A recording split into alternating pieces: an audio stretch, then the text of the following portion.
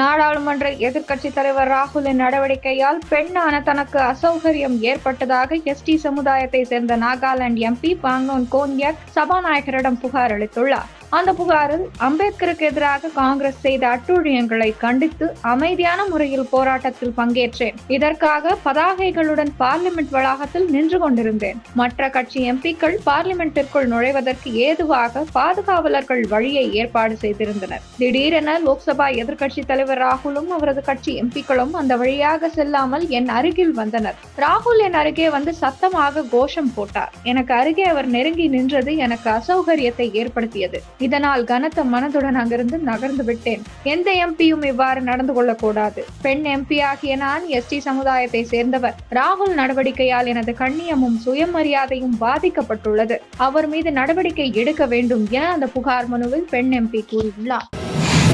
நெல்லையில் கேரள மருத்துவ கழிவுகளை கொட்டிய விவகாரத்தில் தலைமை ஏஜென்டாக செயல்பட்ட 2 பேரை போலீசார் கைது செய்துள்ளனர். தலைமை ஏஜென்டாக செயல்பட்ட சுத்தமல்லியை சேர்ந்த மனோகர், மாயாண்டி ஆகியோரை போலீசார் கைது செய்தனர். இவர்களிடம் விசாரணை நடந்து வருவதாக மாவட்ட எஸ்பி சிலம்பரசன் கூறியுள்ளார். வெள்ளத்தால் பாதிக்கப்பட்ட மக்களை நேரில் சென்று சந்திப்பதை சடங்கு என்று விஜய் சொல்லக்கூடாது. மக்களை நேரில் சென்று சந்திப்பது தலைவர்களின் கடமை என சீமான் தெரிவித்துள்ளார்.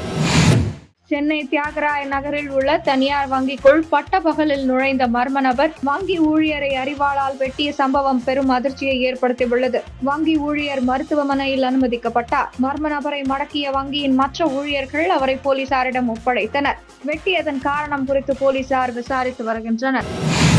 தமிழகத்தில் 5 முனை போட்டி நிலவி வருகிறது. 2026ஆம் ஆண்டு தமிழகத்தில் யார் ஆட்சி அமைத்தாலும் கூட்டணி ஆட்சிதான் அமையும் என தனியார் தொலைக்காட்சிக்கு கொடுத்த பேட்டியில் தமிழக பாஜக தலைவர் அண்ணாமலை தெரிவித்துள்ளார்.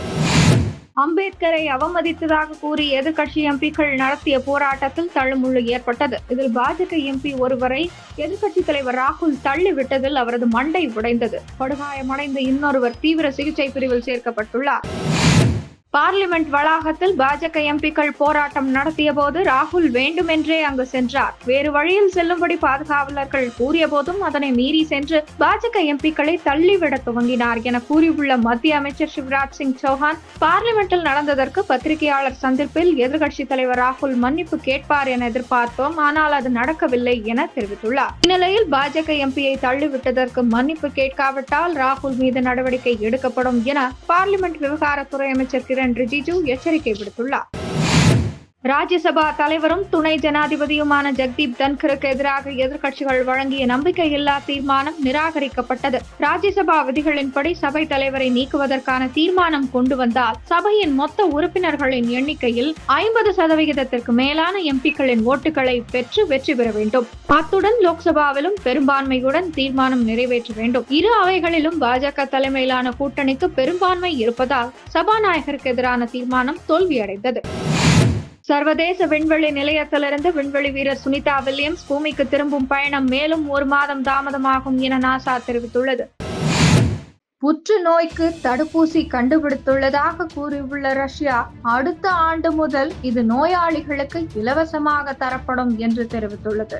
மருத்துவ உலகில் பல்வேறு சாதனைகள் படைக்கப்பட்டாலும் புற்றுநோய்க்கு எதிரான மருந்து கண்டுபிடிப்பது இன்னும் சவாலாகவே உள்ளது. கீமோதெரபி சிகிச்சை மட்டுமே இதற்கு தீர்வாக உள்ள நிலையில் இந்தியா உள்ளிட்ட உலக நாடுகள் புற்றுநோய்க்கு மருந்து கண்டுபிடிக்கும் ஆராய்ச்சியில் தொடர்ந்து ஈடுபட்டு வருகின்றன. சில தனியார் மருந்து நிறுவனங்கள் மெலனோமா எனப்படும் உயிர் பறிக்கும் தோல் புற்றுநோய்க்கான தடுப்பூசி கண்டுபிடிக்கும் ஆராய்ச்சியில் பாதி கட்டத்தை தாண்டி உள்ளன.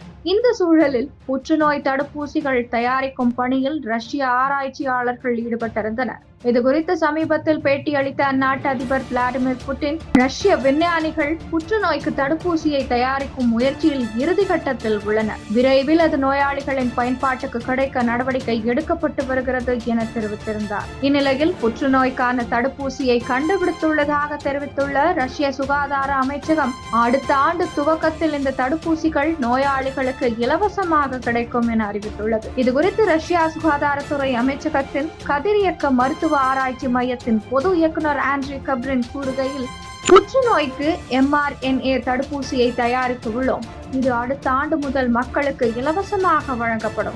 இந்த தடுப்பூசி பொதுமக்களுக்கு நோயை தடுக்க வழங்கப்படுவதில்லை. மாறாக புற்றுநோயால் பாதிக்கப்பட்ட நோயாளிகளுக்கு சிகிச்சைக்காக பயன்படுத்த முடிவு செய்யப்பட்டுள்ளது என்றார். இந்த தடுப்பூசி RNA தொழில்நுட்பத்தை அடிப்படையாக வைத்தும் ஒவ்வொரு நோயாளியின் புற்றுநோயின் தன்மையை அடிப்படையாக கொண்டும் தயாரிக்கப்படும் என அறிவிக்கப்பட்டுள்ளது. இருப்பினும் இது எந்த வகை புற்றுநோயை எதிர்கொள்கிறது, அதன் செயல்திறன் எவ்வளவு என்பது குறித்த விவரங்கள் வெளியிடப்படவில்லை.